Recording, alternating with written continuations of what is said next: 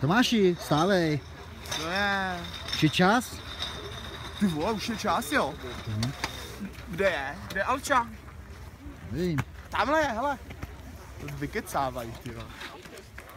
Kurva to. Nosovačka. Mě tam necháš. Jsme nosil ten pohár.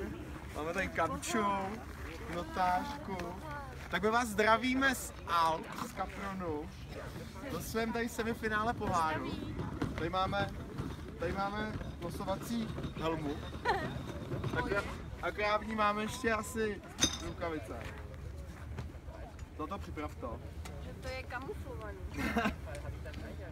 Takže koho máme posudí? To já nevím, máme tam klan. Máme Teplice, máme Bečov a máme Bílinu. Bílinu. Tak jdem na to. Ano. Tak Já máme jsem tady musela notářku Kamilu, frau Kamilu. Haló Kamila. Halo. Wie geht's? Sehr gut. Já si tam brýle. Brýle.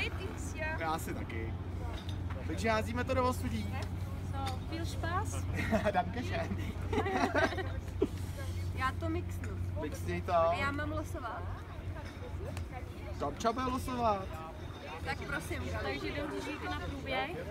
Zběhnu rukávy. To bylo regulérní. Tady první papírek. A já to přečtu aspoň ne. No, tak Třeba jsme to my. já už to vím. A je to bílina. Je to vidět? Je to vidět? Je to A, tam. je to vidět. Tak Bílina hraje doma. Chceš bílinu? Nechci bílinu. A koho chceš? Je to jedno. Je to jedno, nejlepší už to vyřadil. Koho ti mám vylosovat? Bílině nalosuji třeba Bečov. By si spolu určitě rádi zahráli. Už tady mám. Tak, Bílina hraje doma, protože byla vylosovaná jako první. A já už to vím a mám radost. Teplice! Teplice! Takže Bílina Teplice. Frau notárin. Přesně tak, jak jsem to chtěl. Tak losuj dál, tak kdo bude hrát doma, teď je důležitý, že jo? Ano. Ty vykonávat tam do druhý helmy. Já vytáhnu to poslední. Tak ještě vydrž. Držím. Ještě vydrž. Sportklub Bečov.